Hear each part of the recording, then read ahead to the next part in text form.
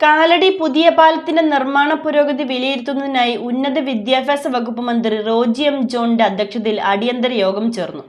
പുതിയ പാലത്തിന്റെ നിർമ്മാണ പ്രവൃത്തികൾ ജനുവരി 15-നകം പൂർത്തിയാക്കണമെന്ന് യോഗത്തിൽ അദ്ദേഹം നിർദ്ദേശം നൽകി. പഴയ പാലത്തിന്റെ അറ്റകുറ്റപ്പണികളും ടാറിങ്ങും വേഗത്തിൽ പൂർത്തിയാക്കി ഓണത്തിന് മുൻപായി ഗതാഗത യോഗ്യമാക്കണമെന്നും മന്ത്രി ആവശ്യപ്പെട്ടു. കാലടി പുതിയ പാലത്തിന്റെ നിർമ്മാണ പുരോഗതി വിലയിരുത്തുന്നതിനായി ഉന്നത വിദ്യാഭ്യാസ വകുപ്പ് മന്ത്രി റോജി എം ജോണിന്റെ അധ്യക്ഷതയിൽ അടിയന്തര യോഗം ചേർന്നു. പുതിയ പാലത്തിന്റെ നിർമ്മാണ പ്രവൃത്തികൾ 2027 ജനുവരി 15-നകം പൂർത്തിയാക്കണമെന്ന് യോഗത്തിൽ നിർദ്ദേശം നൽകി. പഴയ പാലത്തിന്റെ അറ്റകുറ്റപ്പണികളും ടാറിങ്ങും വേഗത്തിൽ പൂർത്തിയാക്കി ഓണത്തിന് മുൻപായി ഗതാഗത യോഗ്യമാക്കണമെന്ന് മന്ത്രി ആവശ്യപ്പെട്ടു.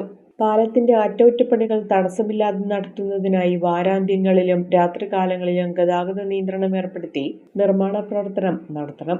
ഇതിനായി ആവശ്യമായ കത്ത് പോലീസിന് കൈമാറണം. മഴയില്ലാത്ത സമയങ്ങൾ കൃത്യമായി പ്രയോജനപ്പെടുത്തി പാലത്തിലെയും അപ്രോച്ച് റോഡുകളിലെയും ടാറിംഗ്, ടൈലിംഗ് പണികൾ എന്നിവയും മറ്റ് അറ്റകുറ്റപ്പണികൾ എന്നിവയും പൂർത്തിയാക്കണമെന്ന് മന്ത്രി പറഞ്ഞു. ജില്ലാ കളക്ടറുടെ ചേംബറിൽ നടന്ന യോഗത്തിൽ MLA-മാരായ മനോജ് മുത്തേടൻ, TJ വിനോദ്, ദീപക് ജോയ്, ഷിബു തെക്കുംപുറം, ജില്ലാ കളക്ടർ G പ്രിയങ്ക, അഡീഷണൽ ജില്ലാ മജിസ്ട്രേറ്റ് K മനോജ്, മറ്റ് ബന്ധപ്പെട്ട വകുപ്പ് ഉദ്യോഗസ്ഥർ തുടങ്ങിയവർ പങ്കെടുത്തു.